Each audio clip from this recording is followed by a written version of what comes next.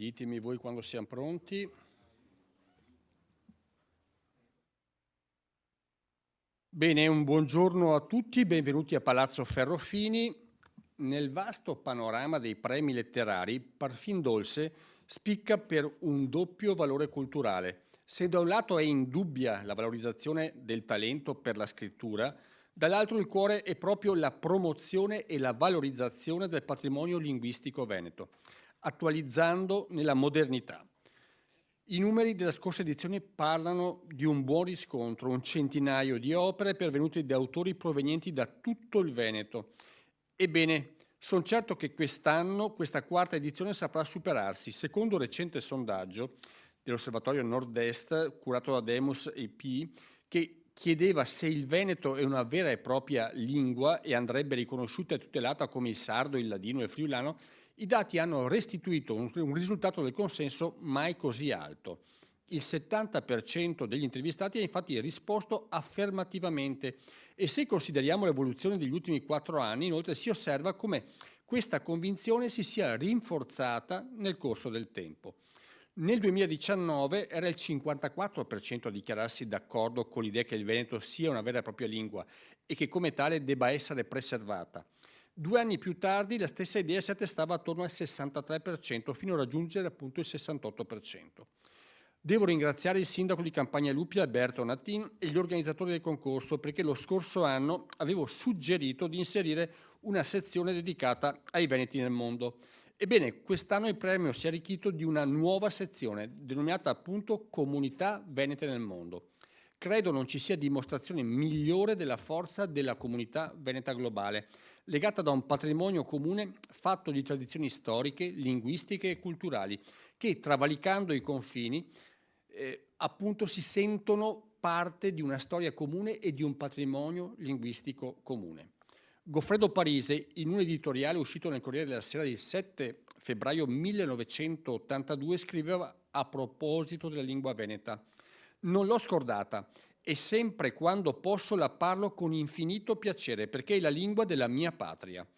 La risoluzione del Consiglio europeo del 21 novembre 2008 relativa a una strategia europea per il multilinguismo dice che la diversità linguistica e culturale è parte intrinseca dell'identità europea e che essa è allo stesso tempo un retaggio condiviso, una ricchezza, una sfida e una risorsa per l'Europa. La stessa risoluzione afferma poi che la promozione delle lingue europee meno diffuse rappresenta un importante contributo al multilinguismo. Riconoscere il valore delle lingue minoritarie è un passo determinante nella costruzione di un'identità europea che non neghi le sue molteplici anime e un'identità europea basata sul rispetto delle singole culture e tradizioni. Non si può immaginare un'Europa senza il Veneto, senza la sua arte, la sua cultura, la sua lingua, il cui contributo nella costruzione della cultura europea è indiscutibile. Le lingue testimoniano non solo una cultura locale, ma un insieme di relazioni, rapporti, condivisioni che hanno segnato l'Europa per secoli. Ogni lingua custodisce un patrimonio di conoscenze, tradizioni, cultura, storia di una comunità. Di fronte a un panorama contemporaneo che vira verso la negazione dell'identità e l'appiattimento, possiamo e dobbiamo opporci e abbiamo a disposizione un'arma pesantissima, potentissima, che è appunto la nostra lingua. L'alternativa è perdere la nostra identità. Plaudo quindi a iniziative culturali come Parfin Dolce perché contengono una straordinaria vitalità e perché guardano al nostro futuro con spirito fiero e orgoglioso. Prima di lasciare la parola ai protagonisti, veramente ringrazio la collega Roberta Vianello che ha particolarmente a cuore questo premio letterario e che ha fortemente voluto essere qui oggi. Roberta, prego. Buongiorno a tutti, è con grande piacere ed emozione che oggi do il benvenuto a questa nuova edizione del Parfin Dolce. È un premio letterario di poesia e racconti brevi in lingua veneta che seguo fin dall'inizio e che sostengo. È un appuntamento nato nel 2020, nel periodo Covid, in cui ricordiamo tutti noi eravamo un po' isolati. C'era stata questa esigenza proprio di poter fare qualcosa di nuovo ed è nata questa idea del Parfin Dolce che anno dopo anno sta crescendo, come diceva prima il Presidente Ciambetti, nell'edizione 2024 ha fatto numeri strepitosi. Ed è proprio per questo che, perché l'idea di base di questo premio è la nostra lingua veneta, che è un patrimonio culturale che merita di essere ascoltato, valorizzato e anche vissuto. Ed è proprio con questa rassegna che si vive veramente la nostra lingua. Si vive perché vengono raccontate vengono raccontate le storie di chi siamo, da dove veniamo e cosa vogliamo tramandare. È un premio in cui ha dato spazio a tutti e quindi ha dato spazio a tutte le persone che avevano voglia di scrivere una poesia in Veneto, quindi anche le semplici persone cittadine del Veneto e anche dell'Italia. Quest'anno, su suggerimento ovviamente, come diceva prima, del Presidente Ciambetti, si è data l'opportunità e l'apertura di favorire e di dare anche a tutti i veneti che sono nel mondo, e quindi sono state coinvolte è stata coinvolta l'Associazione Veneti nel Mondo, e sono stati presi e considerati anche tutte le sezioni, cioè tutte le persone dei veneti che vivono dal Brasile al Canada e dall'Australia e quant'altro. È un'edizione anche quest'anno dedicata al cittadino di Campagnaluppia, Elvi Longhin, a cui è stata dedicata questa edizione. E di questa edizione qui ringrazio fortemente il sindaco Natin, l'assessore che qui oggi, Diego Longhin, non è presente con noi, il presidente della giuria Alessandro Mocellin e non da meno, ma che è un sostegno fortemente, Marco Boscaro, e devo dare un particolare ringraziamento a Manuela Moro, che insomma è fortemente una spalla per il comune, perché ci crede veramente, e posso dirlo con fermezza che anche su altre iniziative che ha fatto il comune, che seguo molto da vicino, ci mette tutta l'anima e tutta la passione che tantissimi dipendenti come lei ci mettono nel territorio. Quindi io vi ringrazio, vi dico solamente che questo è la continuazione di dare voce al nostro territorio, di una lingua che ci rappresenta e che per noi è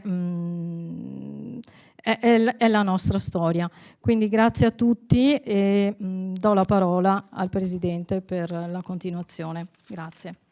Grazie Roberta. Adesso chiamiamo il sindaco Alberto Natin, che sicuramente ci spiegherà ed entrerà nello specifico del programma.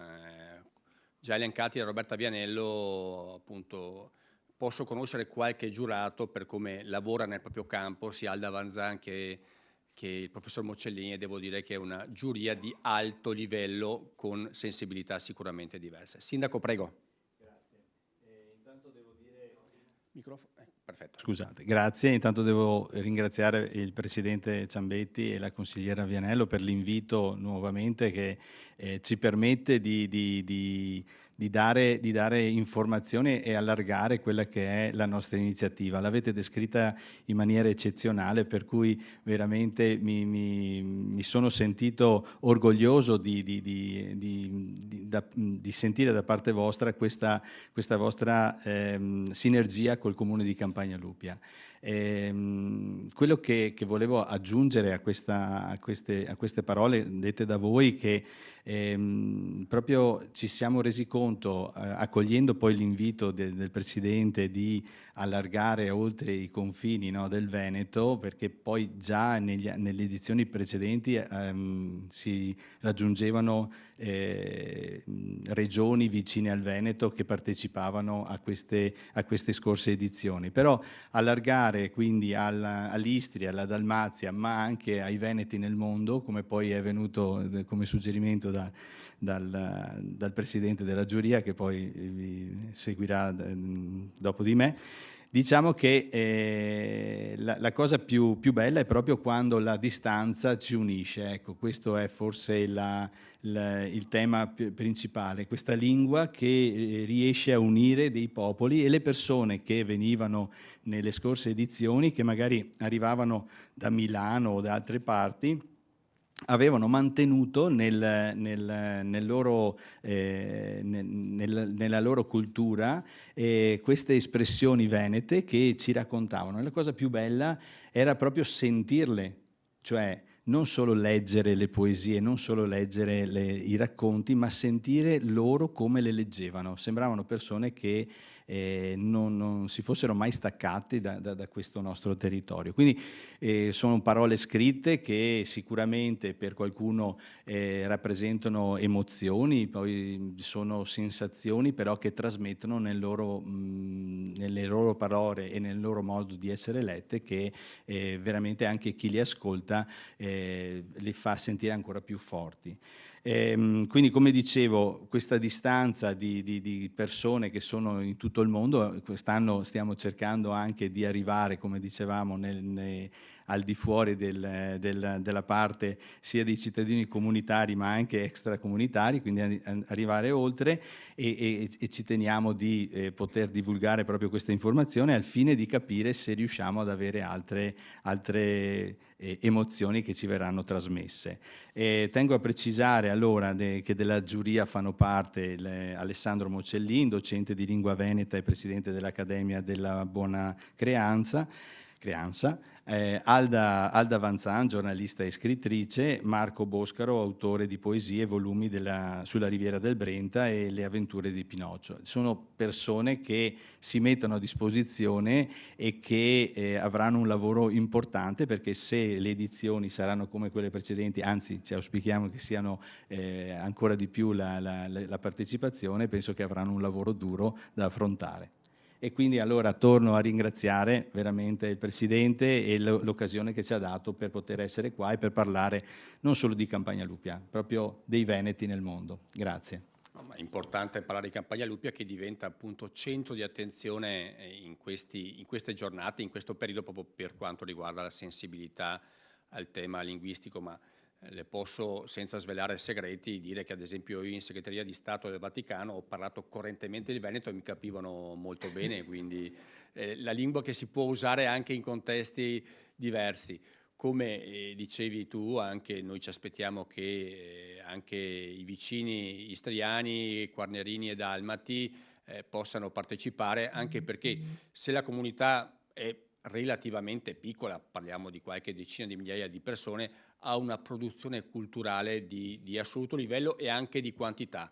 Tra l'altro svegliamo un'altra cosa: quest'anno il Festival dell'Istro Veneto parte dal Veneto, da Treviso, il 14 giugno, la sera a Treviso c'era l'apertura di una serie di concerti che arriverà poi a Buie a fine mese. Quindi la lingua veneta è utilizzata, parlata e specialmente nel mondo culturale anche veramente ad alti livelli. Grazie Sindaco per l'impegno e per la costanza anche nel promuovere questo concorso. Benissimo, allora vi aspettiamo per la quarta edizione. Grazie. Bene. Adesso chiamiamo il Presidente della giuria, Alessandro Mocellin, che ho visto calcare un palco qualche sera fa a Bassano. L'ho visto, uno spettacolo che ha diciamo, costruito, diretto, accompagnato con grande successo di pubblico e applausi nel finale di tante persone. Se premi il pulsante. Eccolo, eccomi qua. Sì, dicevo, ho contribuito a creare, che dopo no, ecco. Questo premio è, tra l'altro, quando è nato, è un premio in lingua veneta. Io sono anche direttore dell'Accademia della Lingua Veneta, ho detto caspita, benissimo, un premio in lingua veneta è una cosa meravigliosa, perché spesso ci capita di chiamarlo dialetto, no? E purtroppo dobbiamo renderci conto che non lo possiamo chiamare dialetto perché non è corretto chiamarlo dialetto. Questo è dal punto di vista scientifico, accademico.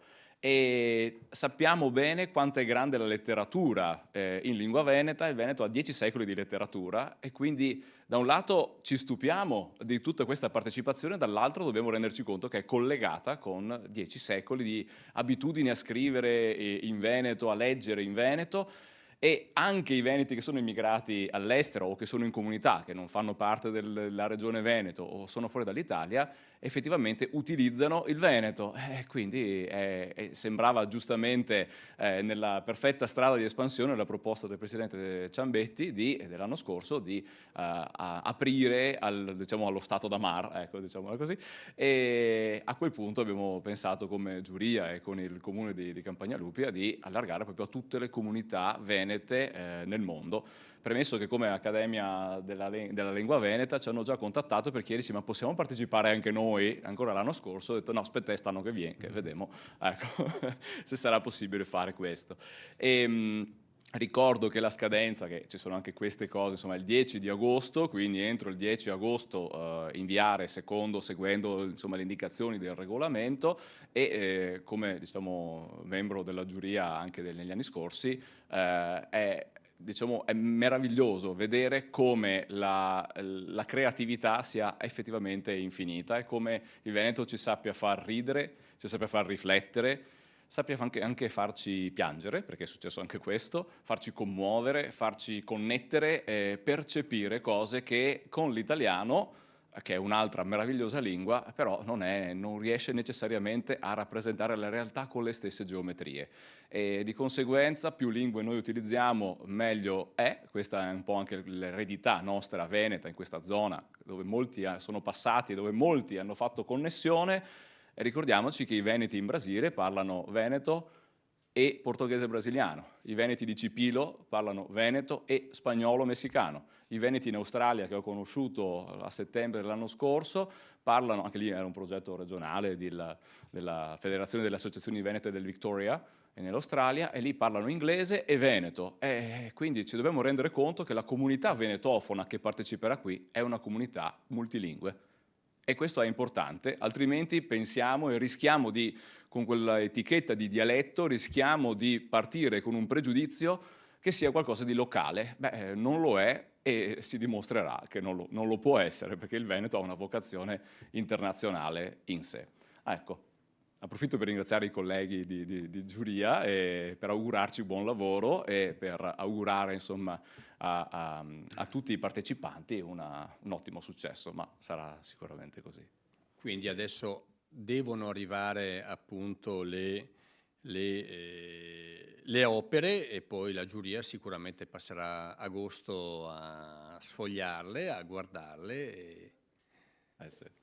e poi appunto anche a premiarle come è giusto che sia. Sì, come Accademia della Buona Creanza chiudo, visto che abbiamo anche degli accordi di cooperazione con università, visto che avrò l'occasione di essere non solo al Festival Istro Veneto, di cui diceva il Presidente Ciambetti a fine mese, ma la settimana prossima sarò in Brasile con delle conferenze in comunità e in alcune comunità venete e in alcune università, sarà l'occasione anche, ci impegniamo come Accademia a diffondere presso tutte le comunità venete con cui abbiamo contatto letteralmente, insomma, un po' tutto l'orbe terracqueo, perché sia diffuso questo invito che sicuramente, ne sono assolutamente certo, verrà accolto.